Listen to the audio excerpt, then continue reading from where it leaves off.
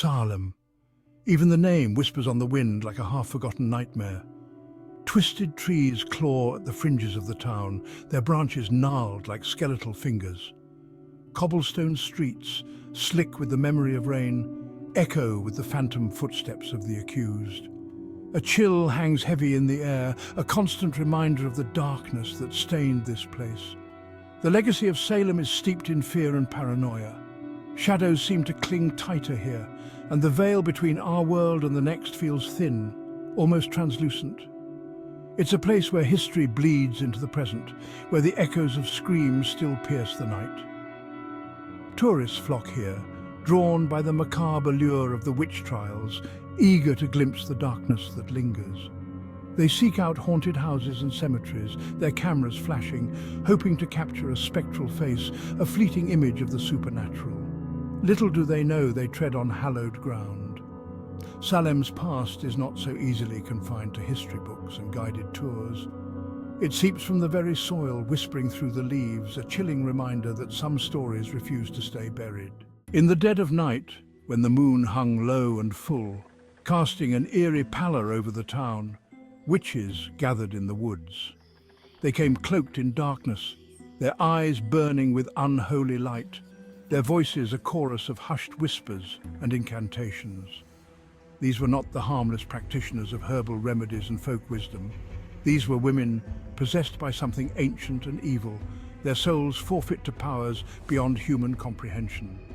With whispered curses and blood sacrifices, they summoned demons from the abyss, their laughter echoing through the trees like the tolling of funeral bells. They wrote their spells in books bound in human skin, the ink a gruesome concoction of blood and ash. Their magic was raw, untamed, fueled by a desperate hunger for power and vengeance. The very air crackled with their malevolence, a tangible force that sent shivers down the spines of even the bravest souls. The whispers of their dark rituals spread like wildfire through the town, carried on the wind, infecting the dreams of the innocent. Fear was their most potent weapon, a poison that seeped into every corner of Salem. The townsfolk, once devout and God-fearing, found themselves tormented by unseen forces. Crops withered and died, livestock fell ill, and children cried out in the night, their tiny bodies racked with convulsions. Sleep offered no escape, for it was then that the witches and their demonic familiars truly came alive. They invaded dreams, twisting them into nightmares of unimaginable horror. Men woke screaming, their sheets soaked in sweat, their minds teetering on the brink of madness. Paranoia blossomed like a poisonous flower. Neighbors turned on neighbors, accusing each other of witchcraft, their fear fueled by whispers and superstition. The lines between reality and delusion blurred, and soon the entire town was caught in the grip of a mass hysteria. The trials began, a grotesque spectacle of fear and fanaticism. Innocent men and women were condemned on the flimsiest of evidence, their pleas for mercy drowned out by the baying of the mob. The gallows stood as a grim testament to the town's descent into madness, a constant reminder of the darkness that had taken root in their hearts. Centuries have passed, but the darkness that gripped Salem has yet to fully loosen its hold. The spirits of the accused still wander the streets, their tormented souls unable to find peace. The old burial ground is a place of palpable sorrow and unease. The headstones stand crooked and cracked as if the very earth is rejecting the bodies they hold. On moonless nights it is said that you can hear the whispers of the dead, their voices filled with an eternity of suffering. And then there are the whispers of something else, something darker and more ancient.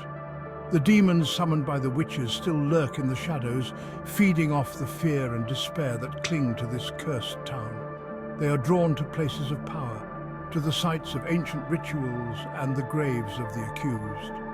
Some say that the witches themselves never truly left, that their spirits have become intertwined with the very fabric of Salem. They whisper their secrets to the wind, tempting the curious, the vulnerable, the desperate, with promises of forbidden knowledge and power.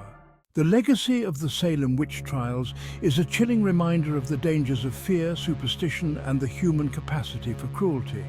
It is a story that continues to resonate centuries later, a cautionary tale whispered around campfires and in hushed tones. But it is also a story of resilience, of a town that has faced its demons, both literal and metaphorical, and emerged from the darkness forever changed. Salem has reclaimed its narrative, transforming its painful past into a testament to the importance of tolerance, understanding, and the pursuit of justice. Yet even in the face of progress, a shadow of unease remains. The darkness may have receded, but it has not been vanquished entirely.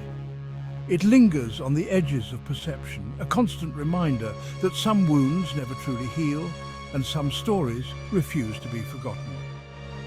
The next time you find yourself in Salem, be mindful of the ground you tread.